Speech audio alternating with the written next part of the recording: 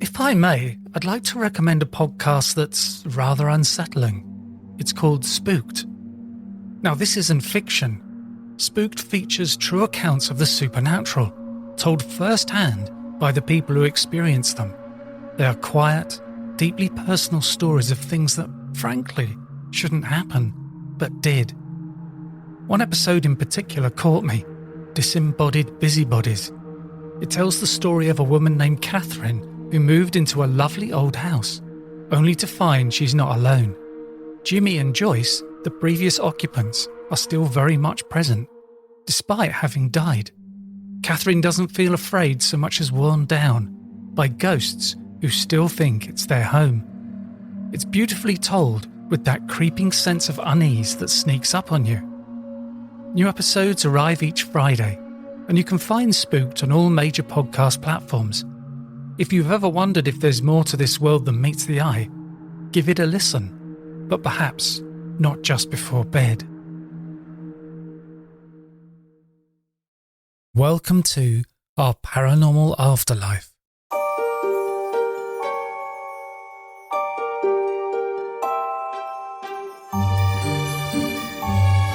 This is episode 195 of Paranormal Stories. This week I'm talking about birthmarks that relate to children's past life memories. Imagine a 4-year-old boy in rural India who insists that he remembers being shot in the chest. His parents are baffled until they notice a large discoloured birthmark in the very spot he points to. Later, researchers discover that a man in a neighbouring village died years earlier from a gunshot wound in exactly the same place. Stories like this sound like the stuff of folklore, but for more than half a century they've been the subject of painstaking research at the University of Virginia. The late psychiatrist Dr. Ian Stevenson and his successor Dr. Jim B. Tucker have collected over 2,500 cases of children who claim to remember previous lives. Among the most striking of these reports are the children born with birthmarks or birth defects that appear to match the injuries, wounds, or distinctive features of the individuals they claim to have been. This is not fringe material from an obscure paranormal society. Stevenson, a respected academic, spent decades documenting and cross-checking witness testimonies, medical records, and photographs. His goal was not to prove reincarnation outright, but to argue that these cases warranted serious scientific attention. Ian Stevenson was not a mystic or guru.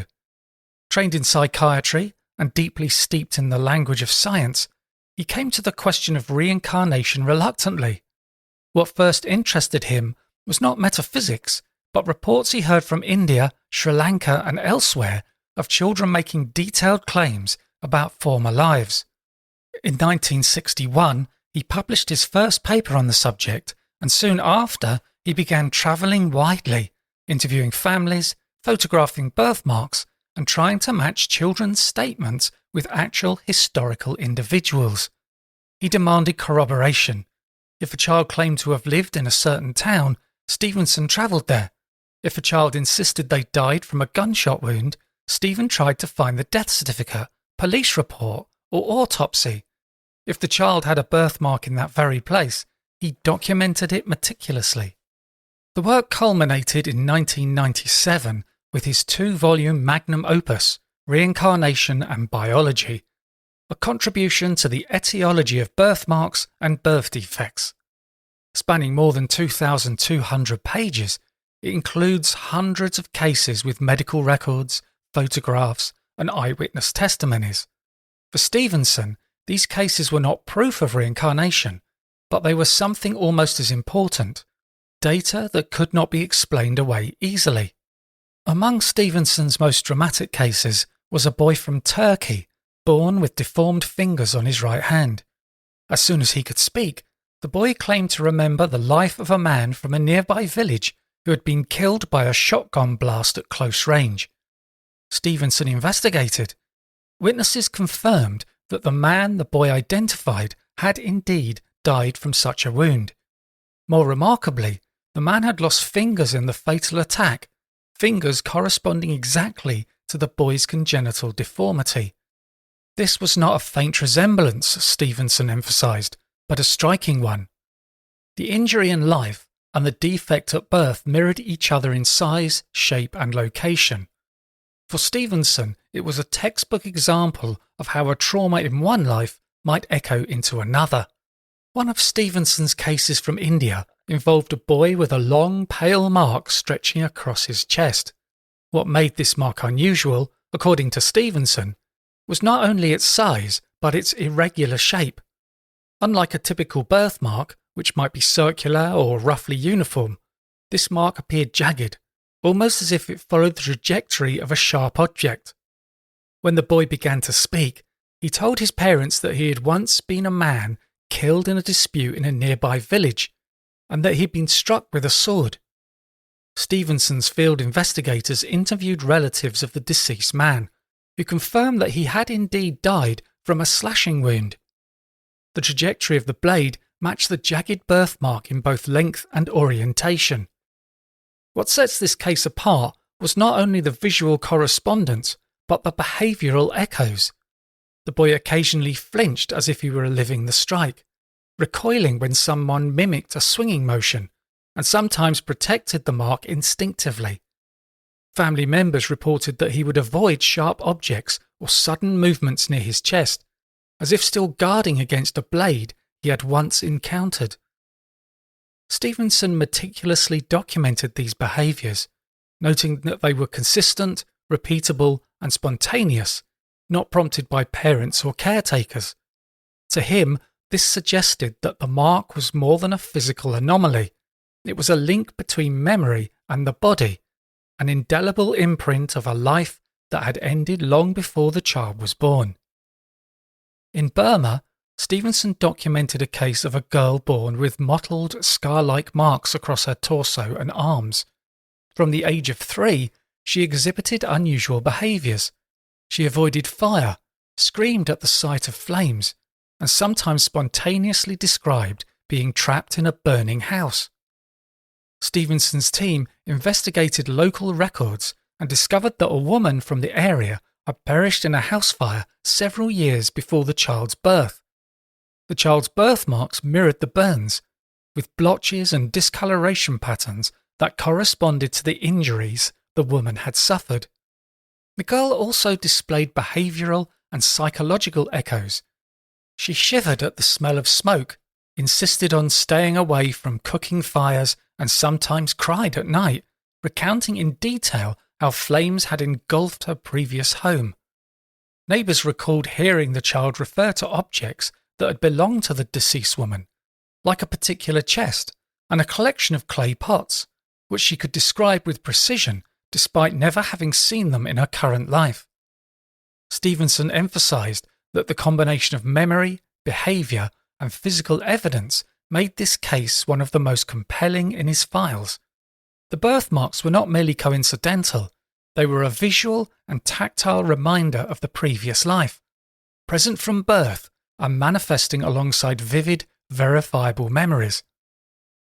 Perhaps one of the most extraordinary cases involved a boy in Lebanon, born with a deformation of his skull, a deep indentation on the right side of his head, as if part of his cranium had been crushed.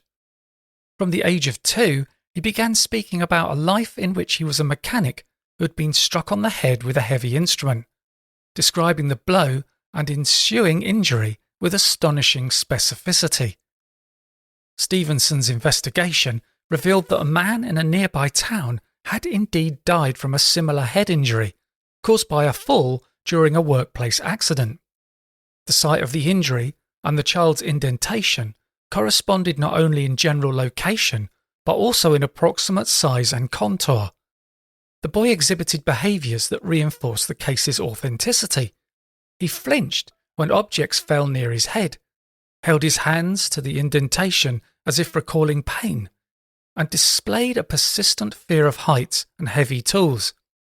Family members reported that he avoided climbing ladders or using hammers, even in play, in ways that seemed disproportionately cautious for his age, as if his instincts were shaped by memories from the previous life.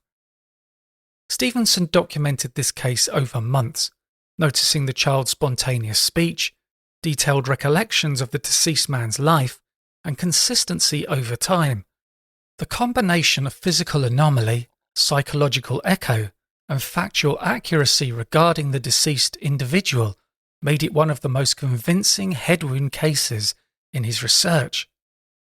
Stevenson's files contain dozens of other cases with similarly striking correspondences. In one, a boy in Sri Lanka was born with a small circular birthmark on his chest. From age 3, he insisted he had been a man who died from a gunshot wound to the chest during a robbery. Investigators traced the story to a man in the nearby town who had died in precisely that way. The birthmark's shape and location corresponded to the entry wound of the fatal bullet. In another case from Lebanon, a child was born with a deep vertical scar-like mark on the leg. As he grew, he recounted being a man killed with a sword in a local feud. Stevenson and his team interviewed family members of the deceased who confirmed the story. The mark mirrored the fatal wound in both orientation and size. Other cases included children with malformed ears corresponding to injuries from previous lives, children with cleft palates recalling lives of individuals who had suffered facial trauma, and children with missing fingers who provided detailed accounts of violent deaths that matched the absent digits. Each case added another layer to Stevenson's growing compendium of anomalies, building a body of evidence that he believed could not be dismissed lightly. After Stevenson's retirement, Dr. Jim Tucker took over the research program at UVA. Unlike Stevenson, who travelled widely in Asia and the Middle East, Tucker began collecting American cases. This was important because the skeptics often argued that children in cultures where reincarnation is a common belief were more likely to produce such stories. Of course, not everyone has been convinced. Skeptics argue that birthmarks are common, and with billions of people in the world, coincidences are inevitable. They point out that memories can be influenced by suggestion, by overheard stories, or by cultural expectations. Yet Stevenson's defenders counter that some of the birthmarks and defects are highly unusual, like the boy born with only stubs where his fingers should be, or the child with a long sword-shaped mark on his chest, or the girl with burns that mirror a fatal fire. In many cases, Stevenson documented that the child's physical anomaly was present from birth, before they were old enough to make claims about past lives. One curious feature of these cases is how the memories fade. Most children begin speaking about their past lives between the ages of 2 and 4, but by the time they reach 7 or 8, the memories typically diminish or disappear. Stevenson speculated that as children grow more firmly rooted in their present identities, the traces of a past life are overwritten. This fading also complicates research, since by the time investigators arrive, the child may have forgotten key details. It also suggests that whatever process is at work is tied to early childhood development, rather than being a constant across the lifespan.